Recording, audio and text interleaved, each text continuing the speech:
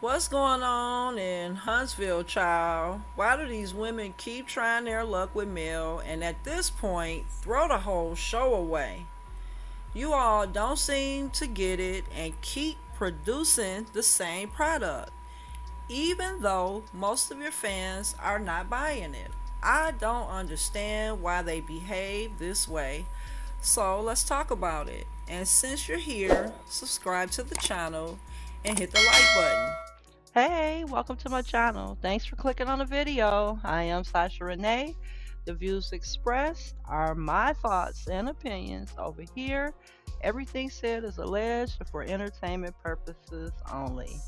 This video is covered by the Copyright Act of 1976. So now let's talk about this never-ending girls trip and the reason why they filmed on this island for what, 3 or 4 episodes. To me, it's given Gilligan's Island. No, let me stop. It seems like a setup from the start. Just like the seasons before, everybody was plotting and working against Mel. Sunny managed to stay out of the way, and I don't know of a reason why she would have a problem other than Destiny, while the rest of the cast was doing what they do. I don't know if it was CK or Martell or them working together. I know, well, to keep the battery up Dusty's back, but the fact that Destiny felt comfortable enough to come for Miss Van's motherhood and then try to double down on it in her confessional is wild. I agree with the folks who say she is just like Martell, and that's why he keeps her close to him and uses her for evil at will. I have to give credit to Shanita and Tisha. Shanita apologized to her for calling her the ops, and Tisha accepted it without making a scene or the situation worse, and I was glad to see it. Although, Tisha, you are the ops. But let's move on.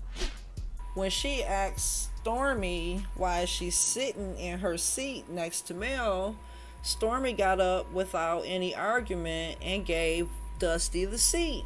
Clearly, it was a setup.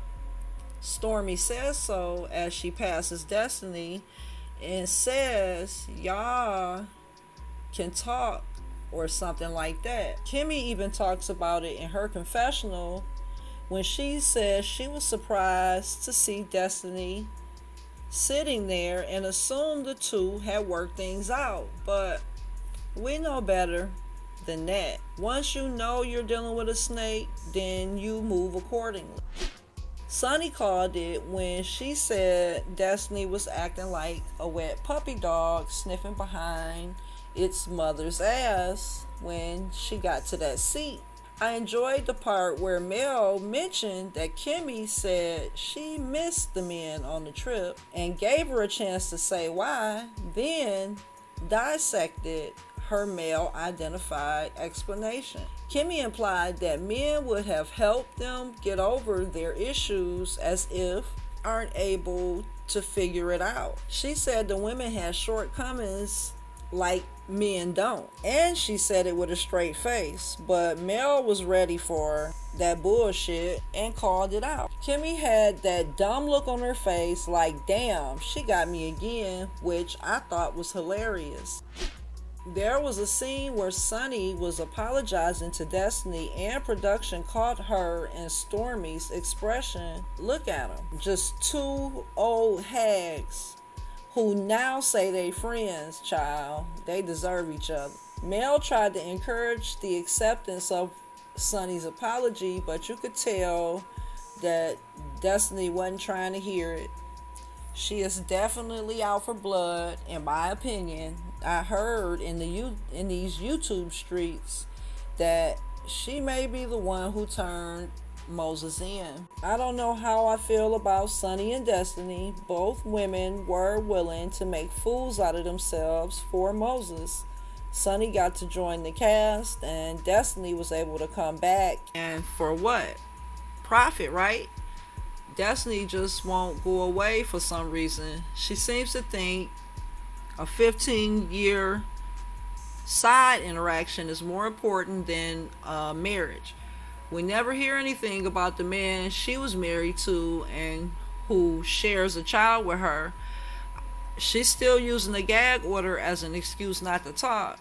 Where's her new relationship at? There's nothing new going on in her life. This storyline is beyond tired. I think that most of us can't accept how these women have treated Mel. And I didn't like Nell bringing up the millimeters at the table. I know she caught herself apologizing to Mel, but it only opened the door for Stormy to lie and cry about what happened when she disrespected the two older women who showed up at her business.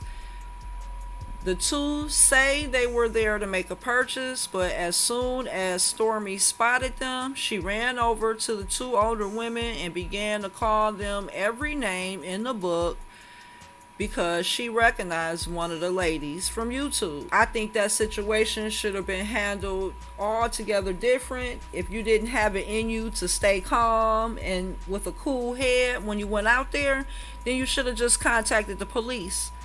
Stormy claimed she was afraid. That is why she reacted the way she did. The two women were recording when the incident took place. The police didn't agree with Stormy because she was later arrested. According to her, she spent time in jail. Stormy used this incident to her advantage.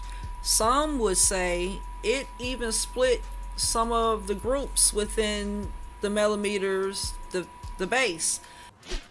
So now Mel is supposed to be able to tell grown adults, some older than her, what to do, right? Really? Are y'all for real? When they all have people saying horrible things about Mel. You all didn't stop Uncle Wander or old Boxhead Betty or Basement Billy saying that you don't agree with your mom is not getting her to stop, Stormy. And what about you being over in AL's chat with the $4.99 super chats, huh?